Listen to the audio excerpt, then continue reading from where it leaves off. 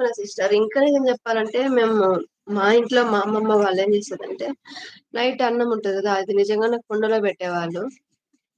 కుండలో లేకపోతే సిల్వర్ దాంట్లో మాత్రం వేసుకోకూడదు. స్టీల్ గిన్నెైనా పర్వాలా. స్టీల్ గిన్నెలో రైస్ పెట్టేసి రాత్రన్నం మిగిలుండే దాంట్లో కొంచెం సాల్ట్, వాటర్ ఒకటే వేసి పెట్టేస్తారనమాట. పెట్టేసి మార్నింగ్ దాంట్లో పెరుగు వేసుకుంటే వేసుకోవచ్చు. లేకపోయినా పర్వాలేదు. దాంట్లో పక్కన పులుసు కూరలుంటాయి కదా! బెండకాయ పులుసు కానీ, మేము మిరపకాయల పులుసు చేస్తాము. మా సైడ్ కొంచెం ఫేమస్ చేస్తారు. డ్రై మిర్చితో పులుసు చేస్తారు సిస్టర్.